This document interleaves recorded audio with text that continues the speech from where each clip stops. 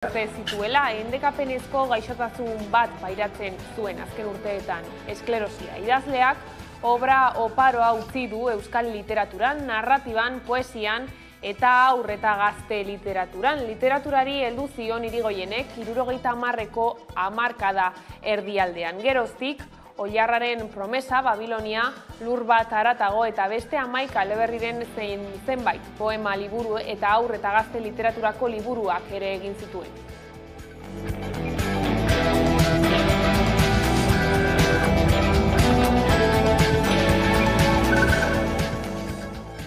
Eta Orion atzo arratsaldean bikotekide ohia hil zuen gizonak armak edukitzeko lizentzia zuen eta horietako bat manipulatu eta erabili zuen bikotekide ohia hiltzeko. Hala jakinarazi du Josu Erkoreka, Eusko Jaurlaritzako Segurtasun Sailburuak hilketa matxistari buruzko lehen datuak jakinarazteko eman duen prentsaurrekoan. Gizonak tiro egin zion biktimari bete-betean eta aurrez aurre zuela eta gero bere buruaz beste egin zuen.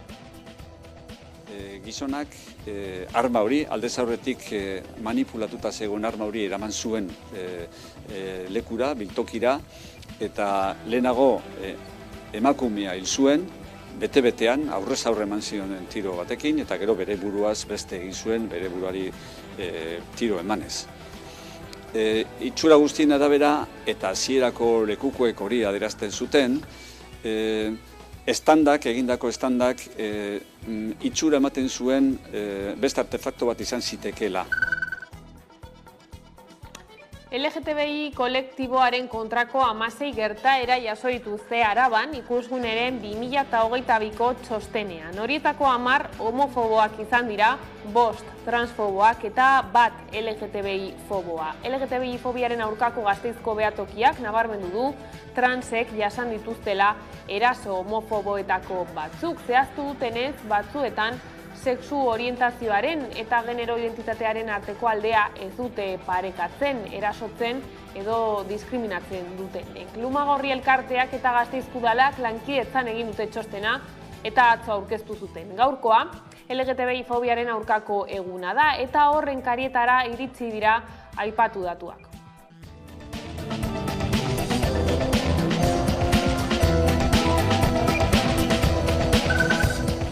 Arratsaldeon, 39 urte igaro dira urten Pasai Donibanen komando autonomo antikapitalisten 4 kide poliziak hil zituenetik. Oraindik gertatutako argitzeke eta aitortzeke dago, baina horretarako bidean ari dira lanean senide eta lagunak. Bihar poliziak identifikatzeko bigarren saioari ekingo diote Udan Arbeo.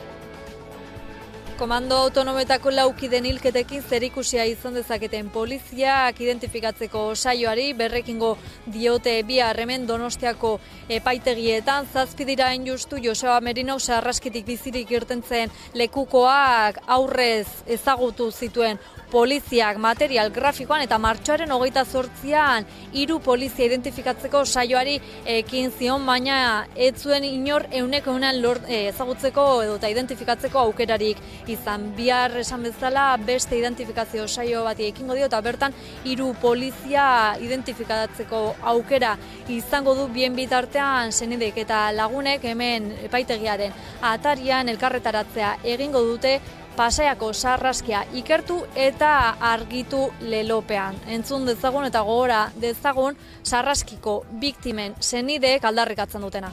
Oinarte erakundeak edo Jaurlaritzak eragin digun min horrek horren soluzioa erraza da. Horren soluzioa da konpromisoak hartzea. Gurekin elkarlanin eta modu egoki baten eta konfiantza emanez, konpromisoak hartzen badituzte eta konpromiso horiek aurrea ematen badituzte, oinartekoa desastre bat izango zen. Baina hemendik aurreakoa berbaldin bada eta lan ondo eta txukunite baldin bada, gu hori aitortzeko inolako eragozpenik ez dugu izango.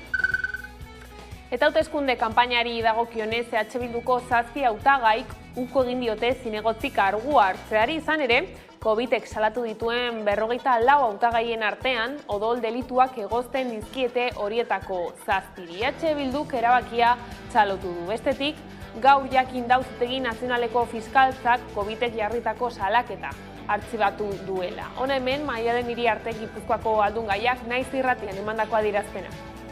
Positiboki baloratzen dut atzo emandako urratsa, iruditzen zait elkarrizketaren eta elkarbizitzaren aldeko urratsa dela, Aieteko urriaren 18ko adierazpenaren ildoari jarraitzen diola, nik bakea eta elkarbizitzaren aldeko konpromisoa beti erakutsi izan dut Euskal Herria Bildura etorri baino lehen, Euskal Herria Bildun ere bai, Euskal Herria Bilduren konpromiso bat da eta horretan jarraituko dugu lanean. Eta larunbat honetan manifestazioa deitu du Euskal Herria Bizirik ekimenak Gasteizen landa eremuaren defentsan. Udan Arbeo. Herritar askore kezka dute egin nahi diren trenbideen inguruko proiektuen aurrean edota azpiegitura berrien aurrean. Besteak beste, zentral eolikoak edota fotovoltaikoak, hori dagozkien banaketa lineak, erraustegiak, negutegi industrialak eta animaliak hazteko ustiapen intentsiboko fabrikak ingurumenarentzat arriskutsuak direla iritzita maiatzaren 20an Gasteizen manifestazioa egingo dute natura babestu asmoz izan ere, energia krisia eta klima larrialdia tarteko energia berriztagarri ugariren proiektuak martxan dira eta herritar askorentzat kezka da hori, izan ere naturgunekiko erasotzaileak direla uste baitute. Eta maiatzaren 21ean ospatuko da aurtengo ibilaldia Xel Elopean. Aurtengoarekin 3. aldia izango da ibilaldia Ondarroan ospatzen dutena.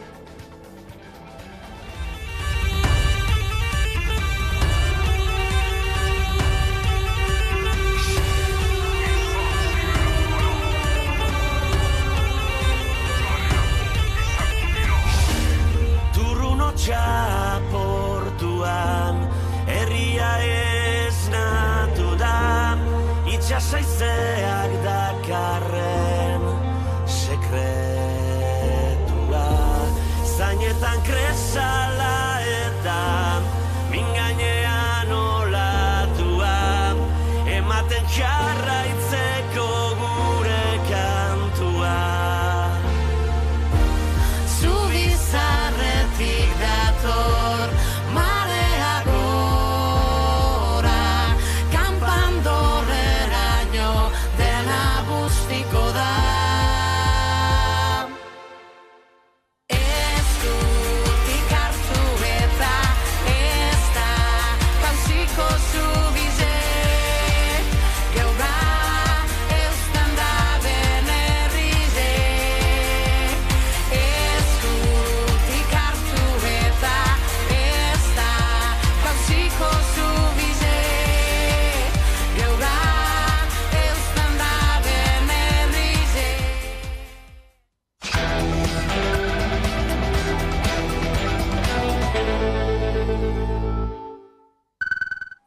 Ongietorriak arratsaldean gaur albistegira. Ikusgunek LGTBI kolektiboari iaz egindako erasoen txostena aurkeztu du. Datuen arabera, Gasteizen kolektiboaren aurkako 16 gertaera erregistratu ziren 2022an, baina hori bai zehaztu dute datuek, ez dute erabiltzen benetan izandako horrelako gertakari guztiak.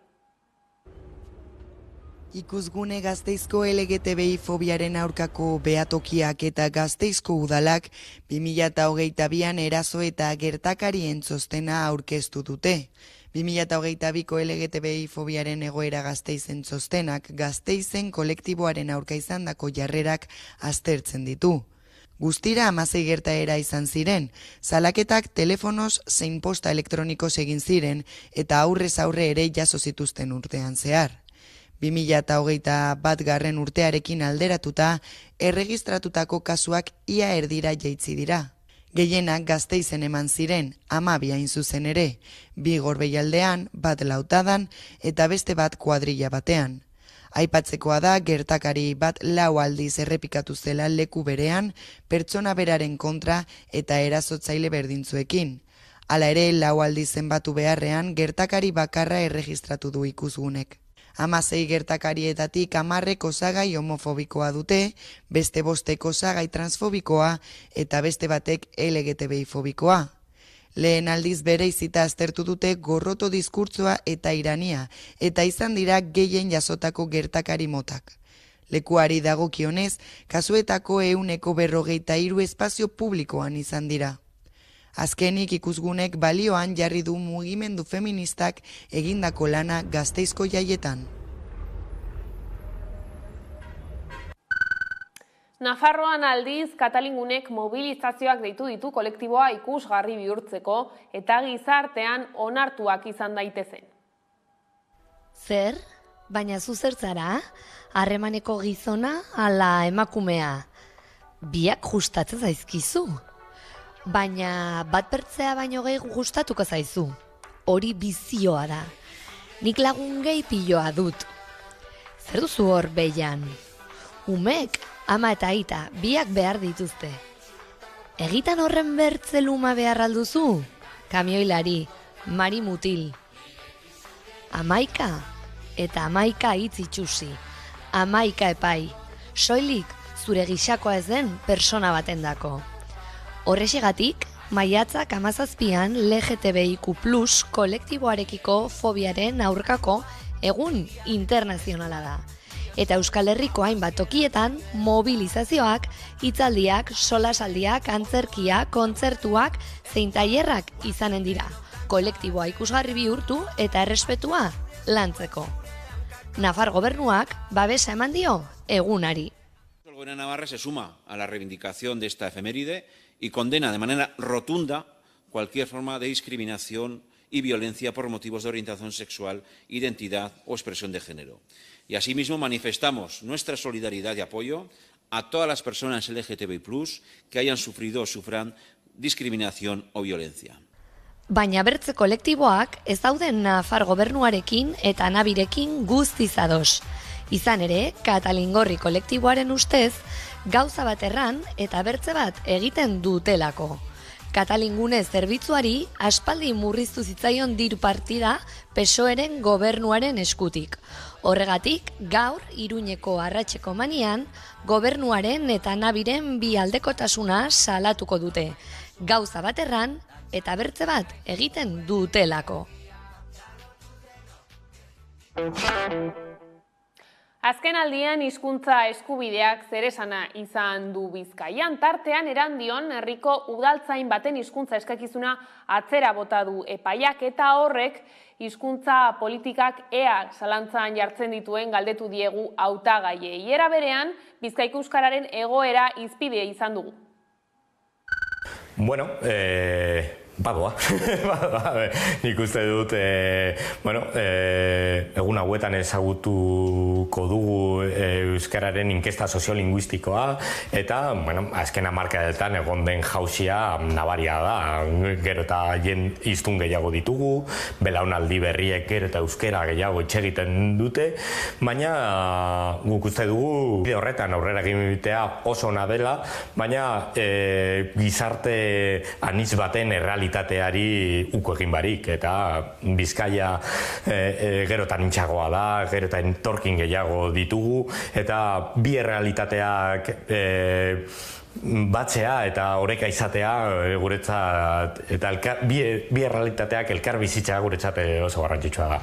Bai, ez dut uste Bizkaiko afera denik soilik, euskararen egoera konplikatua da eta hor daukagu dikotomia argi bat, alde batetik dakiten kopurua gero eta altuagoa dela, baina bestaldetik egunerokotasunan eta praktikan oso konplexua da. Gazten sozializazioa egiten da beste eskala batzuetan, mundu digitalean, eta hor euskararen presentzia oso mugatuta dago, gero ereduen, hezkuntza ereduen sistemak porrot egin du nabarmen, eta bar luze bat, arazoa oso sakona da, baina gure aldetik uste dugu instituzioek berretsi eta indartu egin behar dutela euskararekiko konpromisua. Hortan ere, erronkak identifikatu egin behar dira, eta jarrera proaktiboak eduki behar dira. Ezin gara gelditu, hiztunen kopuruaren igoeraren goraipamen utzean, ez badaude politikatzuk hori mantentzeko, baina gero aktibazio linguistiko bat indartzeko, ez? Eta nola ez, hortaz aparte ikusten dugu, justo hainbat esparrutan kontrako bidea egiten ari dela, eta hori ez da kasualitatea, uste dugu batzuk autua egin dutela, euskaren kontrako jarrera proaktibo bat izateko. Nik uste dut, ikusten dela, herri txikisetan gero eta euskara gehiago hitz egiten dela, eta gero, aztakit, hiriburuetan, gitxiago egiten dela.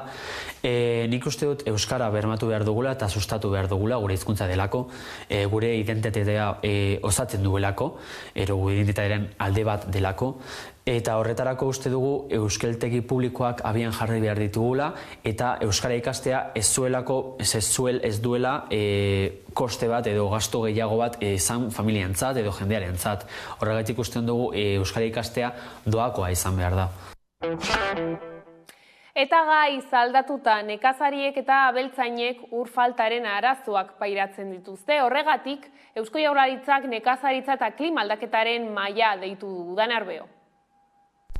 Nekazaritzako elikagaien sektorea unezeiak bizitzen ari da, batez ere lehen gaien prezio igoera dela. Eta gainera egoera hori larriagotu egiten du azken urteotan izaten ari den ur faltak momentuz, baina lehorteak ez dio gizarte osoari eragiten baina nekazaritzako eta abeltzaintzako profesionalei. Hori hala, Eusko Jaurlaritzak nekazaritza eta klima aldaketaren maila deitu du ostiral honetarako gainerako erakundeekin eta sektorearekin esparruko profesionalen egoera aztertzeko. Bileran unearen diagnostikoa egiaztatuko dute eta zenbait ekimen gauzatuko dira ur faltak haziendaren elikaduran eta baratzen mantentze lanetan eragin ditzaken arazoak arintzen laguntzeko. Entzun dezagun jarraian, Arantxa Tapia Eusko Jaurlaritzako ekonomia garapen, ingurumen eta jasangarritasun sailburua.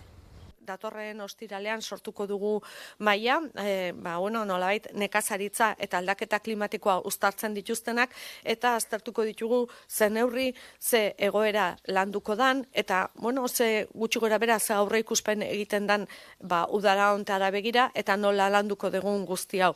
Pertsonentzako ez dago arazorik, aipatzen genuen bezala, baino agian nekazaritza eta abeltzantzan, zailtasun gehigarri batzuk izango ditugu eta guzti horrei aurre egin beharko diogu.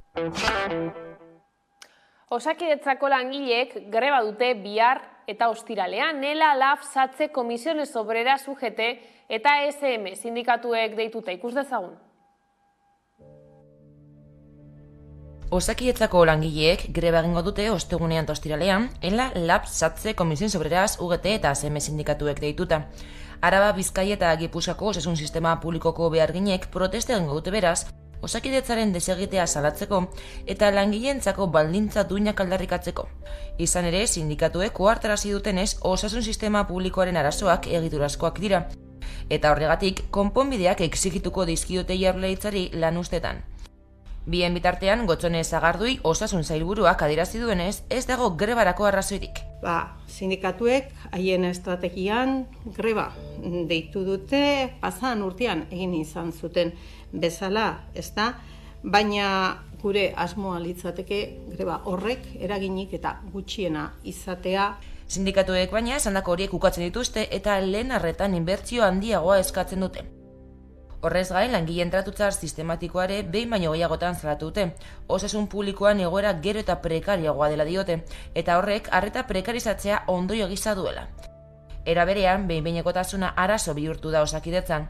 Azken hilabetetan, Sagarduik berak aitortu du langileak falta direla batez ere medikuak, baina sindikatuek osasun sailaren planifikazio faltari egotze diote hori. Egoera horrela, maiatzaren 18 eta 19 greba izango dute Osakidetzako langileek. 80.000 langile baino gehiagok greba egin zuten joan den urtean Bizkaian, oraindik orain langatazka asko abian daude eta aldunditik zer egin daiteke. Bestalde, lan arloan ere Bizkaia bere garaian euskal ekonomiaren motorra izan zen eta egun gainberan dago. Entzun ditzagun hautagaien hitzak. Langatazkak ez dira kontu pribatuak, askotan instituzioetatik EAJak esaten dugu. Ez hori langatazka da, hori aldeen arteko, alde sozialen arteko, sindikatuak eta patronen arteko elkarrizketa baten bidez konpondu behar da, baina hori ez da egia. Langileek gaur-gaurkoz gehiengoak galtzen du erosmen ahalmena. Inflazio krisiak suposatzen duena da, langile guztiak pobretzen ari garela. Prezioak igotzen badira soldatak baino gehiago, jendeak gero eta pobreagoa da. Eta hori ez da da kontu pribatua, ez da enpresa baten edo beste baten arazoa. Instituzioek paper bat daukate hor. Egia da, instituzio ez dagokiela dekretu bidez soldata horiek gaurkotzea beste zerbitzu batzuetan bai, baina enpresa pribatuak baldin badira, hori egia da azken momentuan alden arteko akordio baten bidez etorri behar dela, baina instituzioek ezin dute neutraltasuna mantendu. Ez dakate eskumenak arlo pribatuetan edo lako zer, baina, bueno, zuk bebai zara jendearen ordezkaritza, ez? Beraz, zeo zer esan aldozu eta enpresaren eta langileen arteko negoziazioetan parte hartu eta adostasunera heltzeko laguntzia. Baina ez da beraien borondatea, ez da beraien helburua. Beraiek nahi dutena da enpresak gero eta aberatsak izatea eta langileok nora gauden berdin jakue. Bueno, negoziazioa, elkarrizketa eta langileekin akordia. Ezin ditugu enpresa pribatuak demonizatu. Guk hori zineten dugu. Administrazioak ematen dituen zerbitzuak anitzak dira, oso zabalak eta ezin dugu, jakin badakigu, ezin dugula bakarrik funtzionarioekin eta enplegu publikoarekin Euskal Bizkaiko herritarrek behar dituzten zerbitzu guztiak hornitu. Zerbitzu bat itunpean jartzen dugunean, langile horiek lan baldintza onak izan behar dituzte. Eta zaintzari dagokionez, elak eta labek bi greba egun deitu dituzte Arabako adinduen egoitza pribatuetan eta etxebizitza komunitarioetan. Maiatzaren 15ean patronalari aurkeztu zioten proposamen bat, baino ez dute erantzunik jaso oraindik.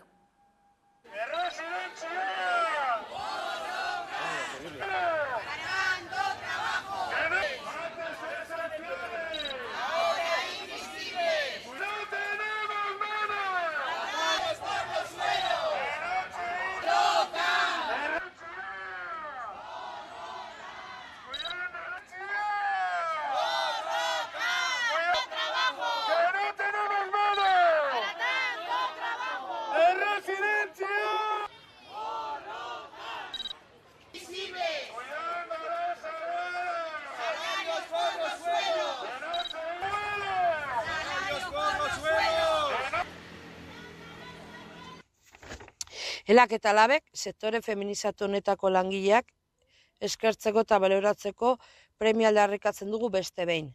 Funtsezko sektorea da, non emakume horiek adinekoen bizitzari eusten lan egiten duten.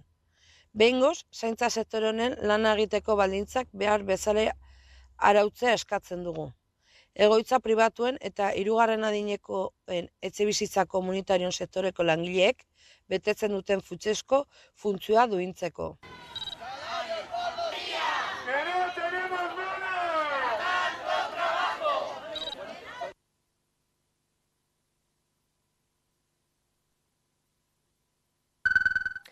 Espetzeratu egin dute Xavier Sánchez de Miguel auziagatik kondenatuetako bat. Auzi horrengatik kartzelan sartu duten lehen kondenatua da. Eusko Jaurlaritzako gazteriarako eta ekintza komunitariorako zuzendaria izan zen eta 7 urteko espetxe zigorra ezarri zioten ustelkeria delituengatik.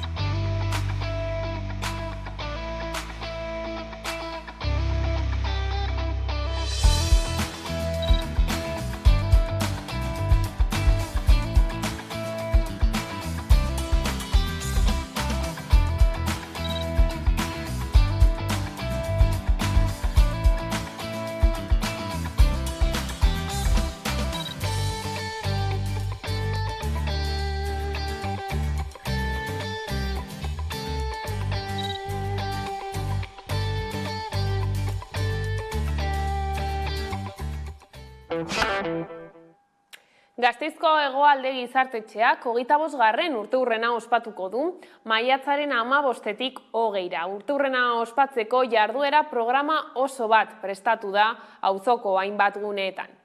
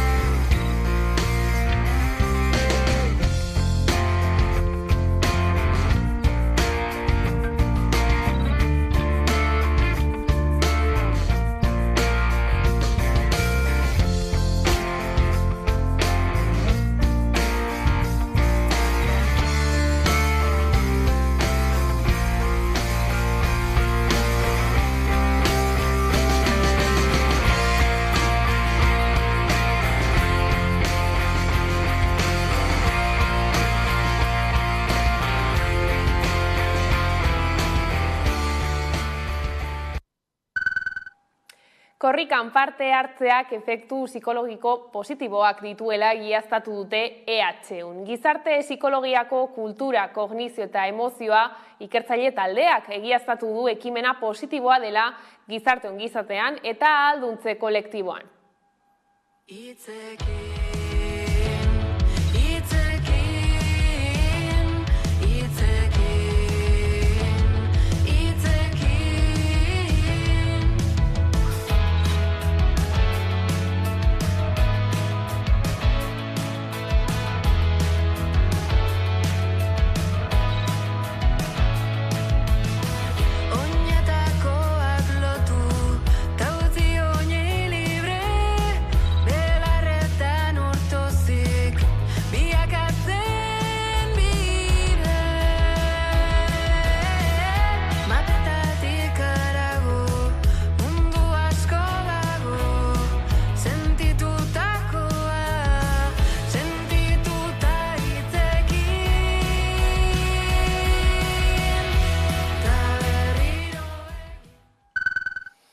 Errenteriako Lekuona fabrikan egin duten Euskal Herriko musika bulegoa sarien 7. edizioa. Zehazki, 4 musika talderen eta 6 artistaren lana goraipatu dute.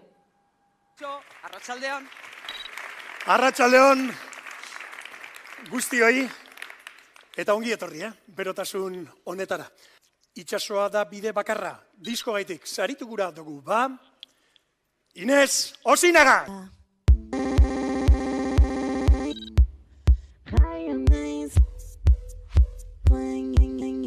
Euskal Herriko heavy metalaren erreferente izan direlako eta izaten jarraitzen dutelako saritu gura dugu gaur. Zutagar taldea! Gure eskerrona eta gure postasuna adirazi, sari honen engaitxi. Merina Gris taldeak! Guretzat, kriston horea da aingoiz horrelako sari bat jasotzea. Zerua orain diskoan dena utzi dugu, azala utzi dugu, asko galdu dugu, baina batez ere asko irabazi dugu. Musika bulegoa saria 2023, zorionak saridun guztioi eta segi fin, ibilbide derra duzu aurretik eta. Eta horrela iritsi gara albistegiaren bukaerara. Gaurkoan, Zelanda taldearen Beltzetik Ilunera bestiarekin agurtuko zaituztegu, gustatuko zaizuelakoan, besterik ez gure aldetik. Horiek izan dira arratsaldeak gurean gaur utzi dituenak. Gogoratu guztiak eta gehiago nahi duzuen aldiro 11.eus atarian dela eskuragarri. Gero arte.